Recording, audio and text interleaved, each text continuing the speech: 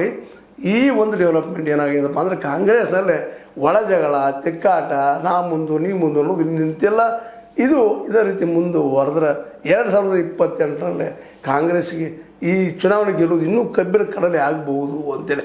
ಯಾಕಂದರೆ ಇಲ್ಲಿವರೆಗೆ ನಡೆದು ಕಳೆದ ಒಂದು ವರ್ಷದಿಂದ ನಡೆದಿದೆ.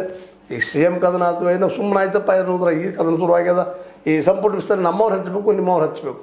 ಈಗ DKC ಅವ್ರಿಗೂ ಸಹಿತ ತಮ್ಮ ಮಂದಿನ ಆದಷ್ಟು ಕ್ಯಾಬಿನೆಟ್ದಲ್ಲಿ ಸೇರಿಸ್ಕೋಬೇಕು, 20 ಮಂದಿಯಲ್ಲೇ.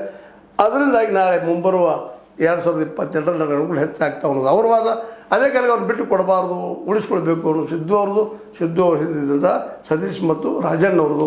ಯಾಕಂದರೆ ಅವರು ಸತೀಶ್ ಅವರು 22 ನಾನು ಒಬ್ಬ ಮುಖ್ಯಮಂತ್ರಿಪ್ಪ ಅಂತೇಳಿ ಟವರ್ ಹಾಕ್ಕೊಂಡು ನಿಂತಿದ್ದರಿಂದಾಗಿ ಕಾಂಗ್ರೆಸ್ನಲ್ಲಿ ಈ ಒಳ ಜಗಳ ಎಷ್ಟು ಮಟ್ಟಿಗೆ BJPಯ ಮುಂದಿನ ದಿನಗಳಲ್ಲಿ ಗೆಲುವಿಗೆ ಕಾರಣ ಆಗ್ಬೋದು ಅನ್ನೋ ಕುತೂಹಲದ ಏನಲ್ಲಿ ಜಮೀರ್ ಅಹ್ಮದ್ ಖಾನ್ರನ್ನು ಈಗ ಪಾರ್ಟಿಯಿಂದ ಕಿತ್ತಾಕೋದು ಅಥವಾ ಮಂತ್ರಿಗಿರಿಂದ ಕಿತ್ತಾಕೋದು ಕಾಂಗ್ರೆಸ್ಗೆ ಮಾತ್ರ ದೊಡ್ಡ ಹೊಡೆತು ಬೀಳುತ್ತದೆ. ಮೊದಲ ಈಗಾಗಲೇ ಈ ಮುಂಬರುವ ಚುನಾವಣೆಯಲ್ಲೇ ಕಾಂಗ್ರೆಸ್ ಗೆಲ್ಲೋದು ಕಷ್ಟ ಅಂತ ಹೇಳ್ತಾ ಇದ್ದಾರೆ. ಅಂಥ ಸಂದರ್ಭದಲ್ಲೇ ಇವತ್ತು ಇಡೀ ಮುಸ್ಲಿಂ ಸಮುದಾಯ ಹೆಚ್ಚು ಕಡಿಮೆ ಈ ಜಮೀರ್ ಅಹ್ಮದ್ ಖಾನ್ರಿಂದ, ನಶೀರ್ ಅಹ್ಮದ್ರಿಂದ, ಜಬ್ಬಾರ್ ಅವರಿಂದ ತಮ್ಮ ಧ್ವನಿ ಅಲ್ಲೆಲ್ಲಿ ಎತ್ತಕ್ಕೆ ಶುರು ಮಾಡಿದ್ರಿಂದಾಗಿ ಸಪೋಸ್ ಏನಾದರೂ ಜಮೀರ್ ಅಹ್ಮದ್ ಖಾನ್ ಹೊರಗೆ ಹಾಕಿದರೆ ನಿಶ್ಚಿತವಾಗಿಯೂ ಕಾಂಗ್ರೆಸ್ಗೆ ದೊಡ್ಡ ಪೆಟ್ಟ ಅನ್ನೋದು ಎರಡು ಮಾತಿಲ್ಲ.